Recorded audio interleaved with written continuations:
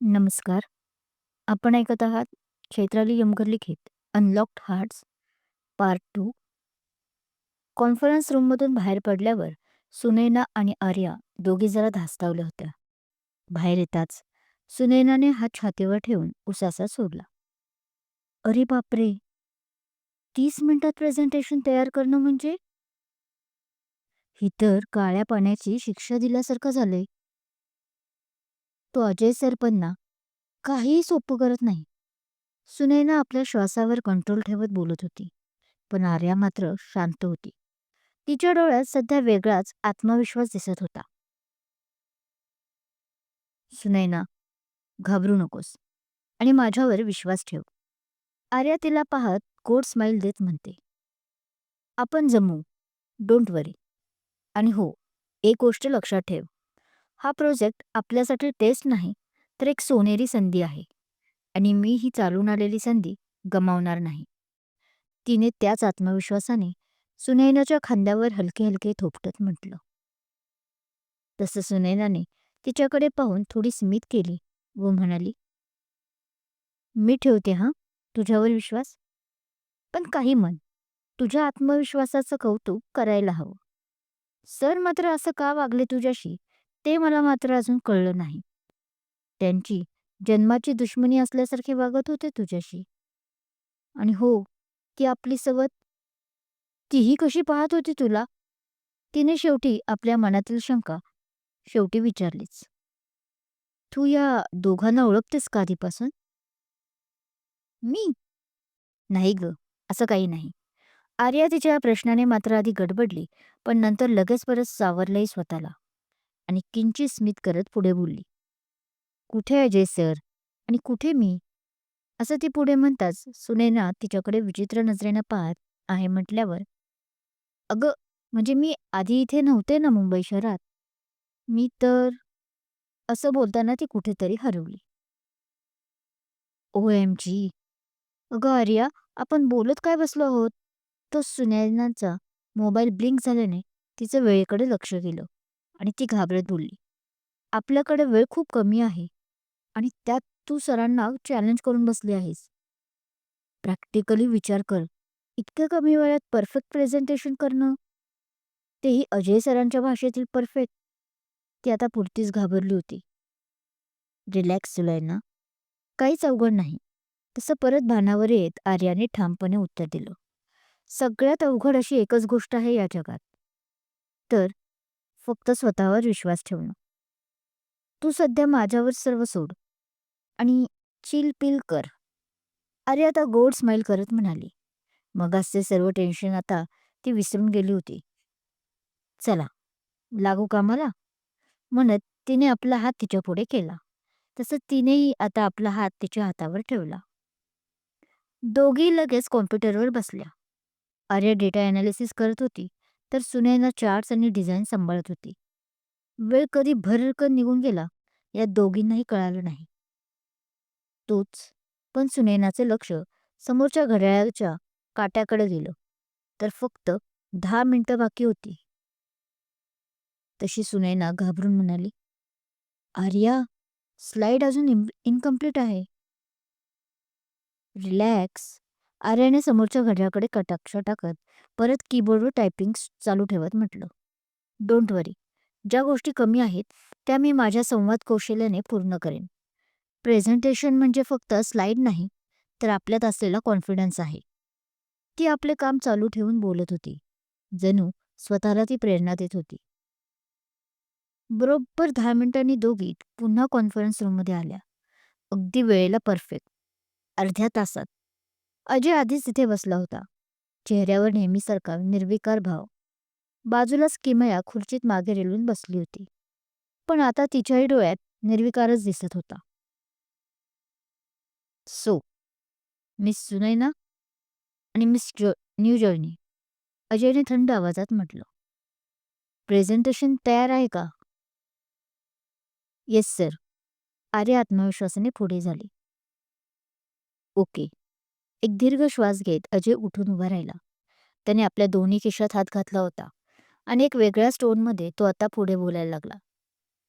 Miss new joinee, तुमचा हा आत्मविश्वास मला दिसतोय खरा, पण बस, हा फाजील ठरू नये. यावेळी असं काही झालं, तर तुम्ही या प्रोजेक्टमधून आउट असाल हे चांगले लक्षात असू द्या. त्याने एक कोरडी नजर तिच्यावर टाकत म्हटलं. सोबत ओठांवर एक कुटील हास्य. अजय, तिला आधी प्रयत्न तर करू दे. पण यावेळी का माहीत नाही, किमया कमालीची शांत झाली होती. मगाशी असलेली किमया आणि आत्ताची किमया यात जमीन आसमानाचा फरक होता. ज्यामुळे फक्त आर्याच नाही, तर आता सुनैनाबरोबर थोडा अजयही हैराण होता. हो, करू दे ना. मी कुठे नाही म्हणालो. पण स्वतःला सावरत त्याने आपला कोट नीट केला आणि खुर्चीत आरामात बसत त्याने तिला पाठ केली.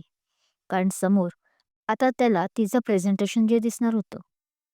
तसं आर्यानेही नकारात मान हलवली आणि सूचकपणे किमयाकडे पाहिले. किमयाने तिला प्रेझेंटेशन चालू कर म्हणून खुणावले. सुनैनाही सुनैनानेही खांद्यावर हात ठेवून तिला तेच सांगण्याचा प्रयत्न केला. तशी आर्याही मग हुश करून एक दीर्घ श्वास घेते आणि त्याच्या समोर जाऊन उभी राहते. स्लाइड्स एकामागून एक सुरू झाल्या. सुरुवातीला सुनैनाने काही काही मुद्दे मांडले, पण पुढचं मग सगळं आर्याने हाताळलं. ती स्पष्ट बोलत होती. स्टॅटिस्टिक स्टॅटिस्टिक्स अचूक सांगत होती. बॉडी लँग्वेजही कॉन्फिडंट होती. प्रत्येक स्लाइडसह तिचं बोलणं सगळ्यांना आकर्षित करत होतं. पहिल्याच दिवशी इतकी अचूक, ह्याचं सर्वांना अप्रूप वाटत होतं. अजय सुद्धा तिला या रूपात पहिल्यांदा पाहत असल्याने एकटक तिच्याकडे पाहत होता. माहीत नाही, पण त्याच्या चेहऱ्यावरचा कठोरपणा हळूहळू कमी होत गेलाय का असं वाटू लागले होते. किमया मात्र आता अस्वस्थ झाली. तिच्या हातातली पेन्सिल आणि तिचे पाय आता जोरात हलत होते जोरात. तिला अशा अवतारात पाहून. पण आर्या मात्र कुठेही विचलित झाली नाही. ती आपल्या कामावर फोकस होती. प्रेझेंटेशन संपल्यावर काही क्षण शांतता पसरली. अजय उठला. तशी आता सर्वांची नजर त्याच्यावर गेली. ठीक आहे, त्याने गंभीर आवाजात म्हटलं. ॲक्च्युली बरं होतं.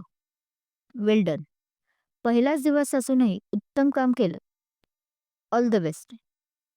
दिस वॉज मोर दॅन ॲक्सेप्टेड. आवाजात गंभीरपणा होताच, पण कपाळावरची रेघही किंचितही हलली नव्हती. हे ऐकताच सुनैना खूप खुश झाली. तिचा तर तिच्या कानावर विश्वासच बसला नाही की सरांनी त्यांचं कौतुक केलं ते. पण आर्या आर्या यावर फक्त हलकासा हसली. तिच्या डोळ्यात झळकत होता तोच आधीचा आत्मविश्वास. पण तोच आता किमया आता अचानक उठून उभी राहिली. सर, प्रेझेंटेशन ठीक आहे, पण माझ्या मते काही पॉइंट्स मिसिंग आहेत. कदाचित एक्सपिरियन्स कमी असल्यामुळे. आर्याने तिला मध्येच थांबवत शांतपणे म्हटलं. किमया. आर्याने आता तिला मध्येच थांबवत म्हटलं तसं किमयाने भुवया उंचावल्या. I mean ma'am. किमयाने आता बेटर असा लूक दिला. पॉइंट्स मिसिंग नाहीत. मी जाणीवपूर्वक ते फक्त महत्वाचं ठेवले. Because too much data kills clarity and clarity is what a client needs most. ती आता त्याच गुरमीत बोलत होती. तसं संपूर्ण रूममध्ये पिन ड्रॉप सायलन्स झाला. आजपर्यंत किमयाला कुणी असं शब्दाने उलट उत्तर दिले नव्हते. त्यामुळे अजयच्याही डोळ्यात पहिल्यांदाच हलकीशी चमक आली. जणू त्याला अपेक्षाही नव्हती की कोणी किमयाला एवढ्यात थेट उत्तर देईल. पण यामुळे आता किमया रागाने लाल झाली. पण काहीच न करता येत असल्याने तिने काही न बोलता सरळ खुर्चीवर बसून घेतले. मीटिंग संपली. अजयने डिक्लेअर करताच सगळे एक एक करून बाहेर पडले. पण सगळ्यांच्या ओठी आत्ता फक्त आर्याचं नाव होते. अजय अजूनही टेबलाजवळ उभा होता. त्याने हलकेच आर्याला आवाज दिला. आर्या. ती तशी जागीच थबकली. कारण आता त्याच्या तोंडी तिचं डायरेक्ट नाव आलं होतं. तिने त्याच्याकडे मागे वळून पाहिलं. काय नव्हतं त्याच्या डोळ्यात. प्रेम, आपुलकी, अभिमान या क्षणी सर्व दिसत होते. तसं तिच्या ओठांवर हलकीशी स्माईल आली, तिच्याही नकळत. जणू ती यालाच तर त्याच्या डोळ्यात ती आल्यापासून शोधत होती. तुम्ही पहिल्या दिवशी माझ्या अपेक्षेपेक्षा जास्त केलं.